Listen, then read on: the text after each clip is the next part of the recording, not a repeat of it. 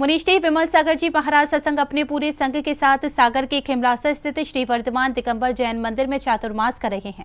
चातुर्मास के अंतर्गत विगत दिन 7 वर्ष तक के बच्चों को अष्टमूल गुड़ संस्कार दिए गए।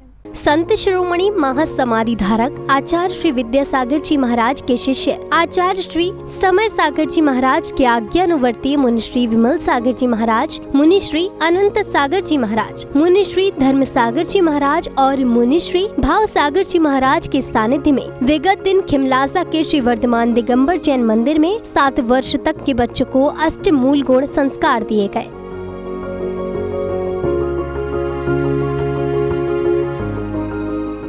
संस्कार देने के साथ मुनिश्री विमल सागर जी महाराज ने कहा कि ये संस्कार पाने वाले बालक बालिकाएं बस स्वयं को या परिवार को ही नहीं बल्कि पूरे समाज को संस्कारित करते हैं।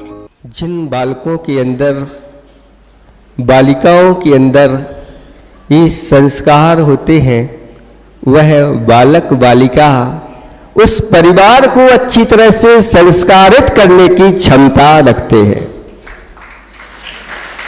और अगर एक संत संस्कारित होकर के ऐसे दिगंबर रूप को धारण कर लेते हैं तो उनके लिए कहा कि पूरी समाज को संस्कारित करने की क्षमता रखते हैं। और अगर विश्व ऐसे जो तीर्थंकर प्रकृति की सत्ता लेकर के आते हैं और तीर्थंकर भगवान बन जाते हैं, वो पूरे के पूरे विश्व को संस्कारित करने की क्षमता रखते हैं। आगे मुनिवर ने कहा कि इन संस्कारों के अभाव में जीवन का कोई मूल्य नहीं है। ऐसे इन संस्कारों के अभाव में जीवन का कोई मूल्य नहीं होता।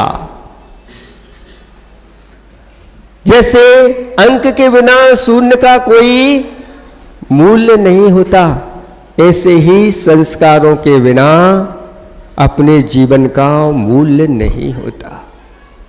एक पत्थर है, एक पत्थर, उसका कोई ज्यादा मूल्य नहीं होता लेकिन वही पत्थर जब शिल्पी उसको क्या कर देता है, एक ऐसा आकार दे देता है, भगवान का आकार देता है, तो वही पत्थर कीमती हो जाता है।